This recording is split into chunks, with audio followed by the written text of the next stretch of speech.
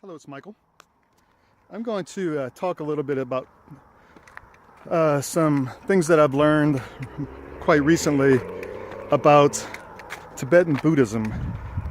I learned this through a 33 CD course by a gentleman named Reginald Ray.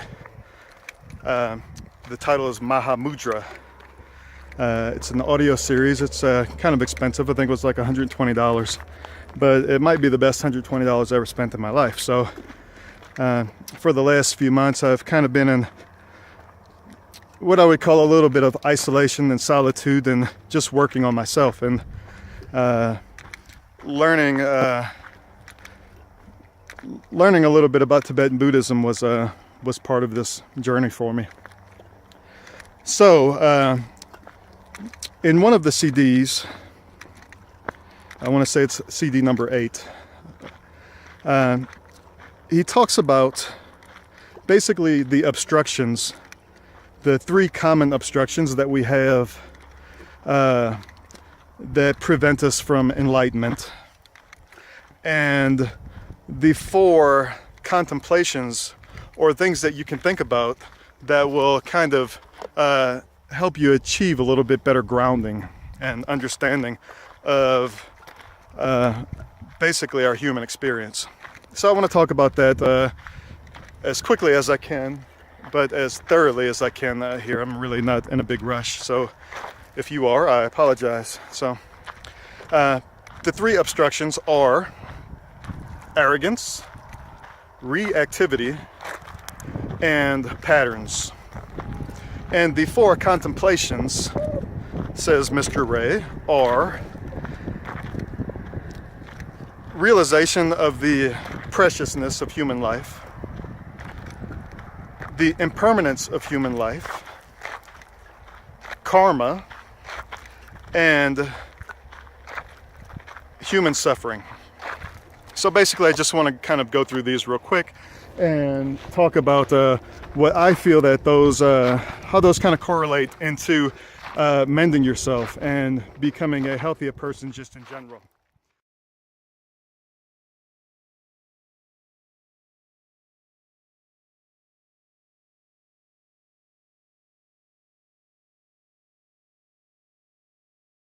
So number 1, arrogance, and these are the 3 obstructions. Number 1, arrogance. Basically, I think that arrogance in the area of mending yourself is basically thinking that it's not your responsibility and that you will just be a healthy person and live a full lifespan without taking an active, exceptionally active role in this process. And sorry for looking back. I just want to make sure that I'm not going to run over by a bicycle. So anyway, so I think that part of what I teach as far as the educating yourself, is to get a better understanding of this process and your role in the process. Basically making it to where you have to have an awareness and that is a very important part of mending yourself. It's arrogant to think otherwise. Next would be reactivity. So reactivity is similar to some of the videos that I made about the wave. So reactivity and patterns are both part of the wave process that I have made in other videos. So we react to stress, and I've said this many times throughout my life, is that I don't necessarily act poorly, I react poorly. And I need to improve my ability to react in a way that's going to help me mend myself and achieve the goals that I set for myself. So by understanding the wave and your stress reaction and how you handle these things, then you will be in a better position to react in a healthy way, but also in a way to not implement not implement unhealthy patterns, which is number 3 in obstruction, and to implement healthy patterns. So unhealthy patterns can be seen in every area. Basically, not moving yourself would be an unhealthy pattern due to reacting to a stress. Not nourishing yourself or excessively treating yourself or poisoning yourself because it makes you feel good rather than nourishing yourself is a pattern that we implement because of reactivity. And then decompressing in unhealthy ways, excessive television, eating poorly, and as well as alcohol, drugs, cigarettes, these types of things. So all of this starts with us arrogantly feeling like we don't have to be personally responsible for these things. We have stress, which is normal in life, which we'll talk about in a second, and then we react poorly and implement our poor patterns. So what m.e.n.d basically does is it helps us clean some of this up. Okay, so next is are the 4 contemplations, or things that we should think about on a regular basis and have a good grasp of to decide what's important.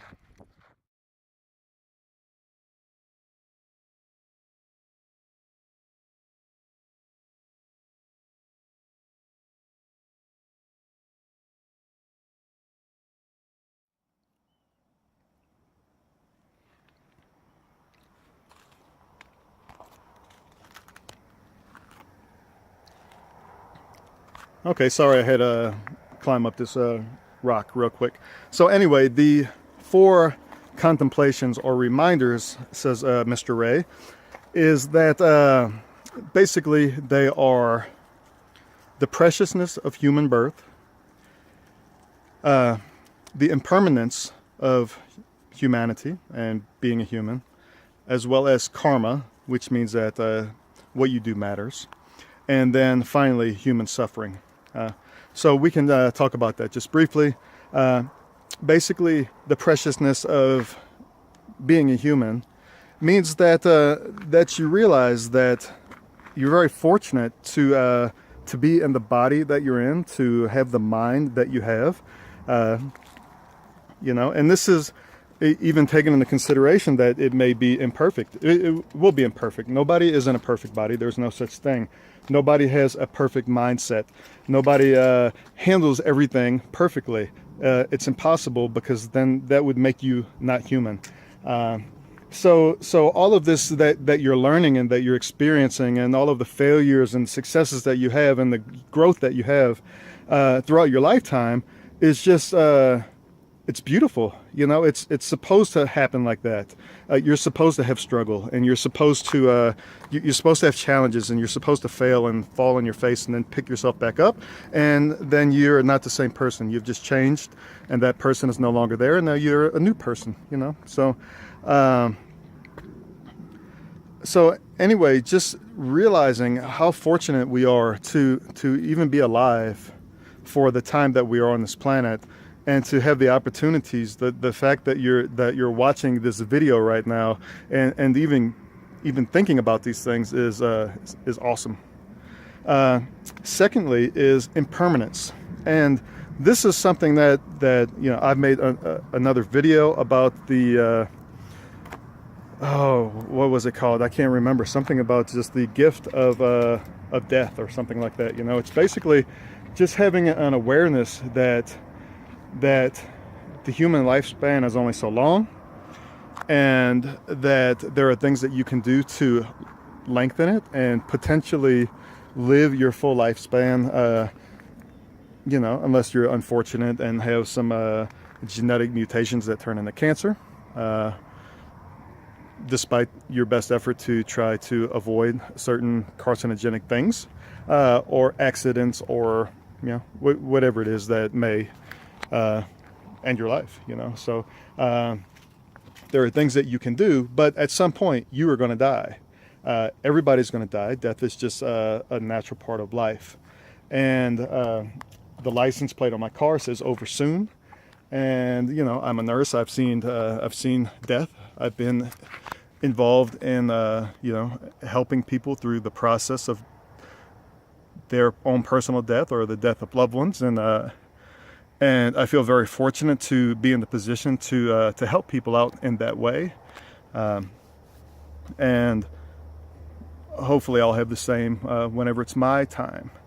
But I also have a very high awareness of that this could happen to me today, or next week, or a year from now. So one of the things that he talks about in his meditative process is like, basically, if you were going to die in an hour, how would you feel about your life, and how would you feel about how you lived your life, and is there anything that you need to do immediately before this hour was up?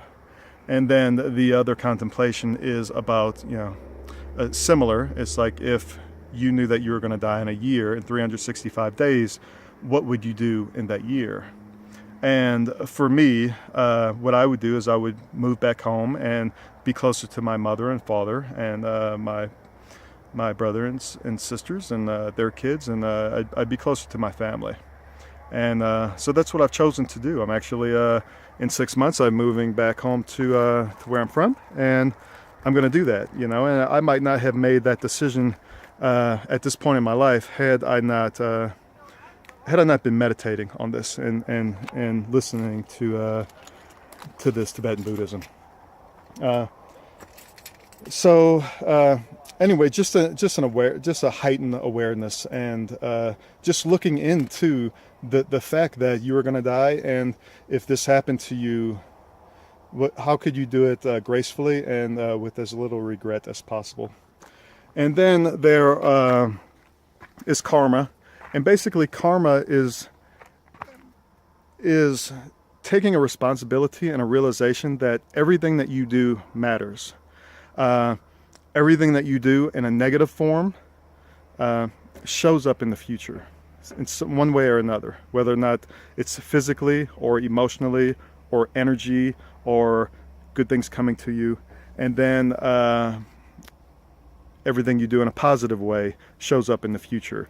It may not be equivalent. It may not be 1 = 1, but it may be 1 + 1 + 1 = 3. So these 1 + 1 + 1 would be like an indication of, basically, you moved, you nourish yourself, and you decompress in a healthy way. And then 3 would be, you look in the mirror and you actually see a different person.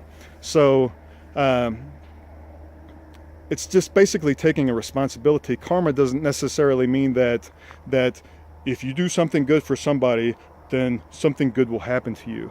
It means that if you do 100 good things for yourself, you're going to reap the benefits from that. If you do 100 harmful things to yourself, you're also going to reap the effects of that.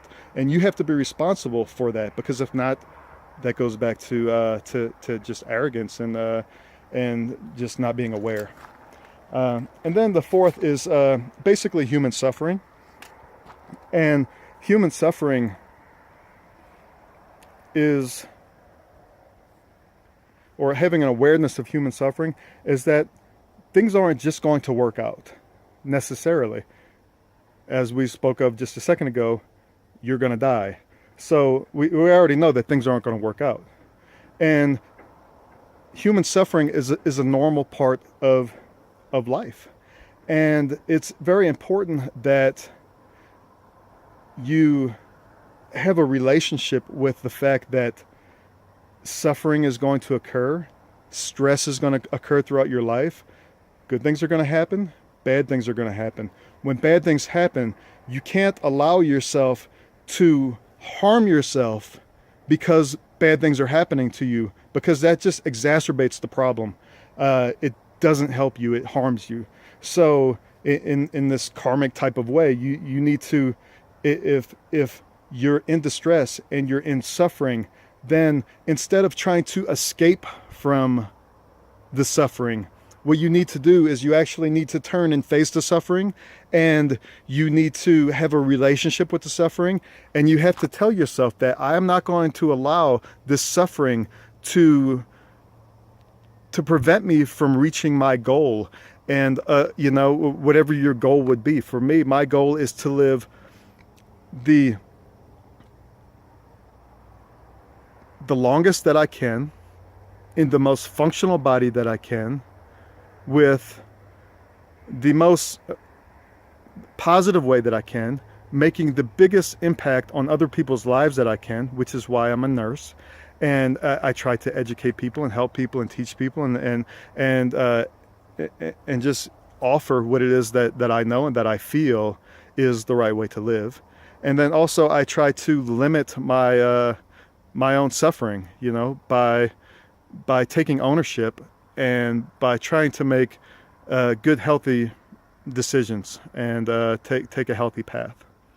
So anyway, again, 3 obstacles and the 3 reminders or 3 contemplations or things that you may or may not be interested in. And it's just one further reason why I think that we can learn from other people. It's arrogant to think that we know everything. So the fact that I have learned this just very recently has actually changed my perspective and perception on life just within the last 6 months. So the person that I was 6 months ago is no longer the person that I am now, and basically I just feel that there's growth. It's not that person is gone.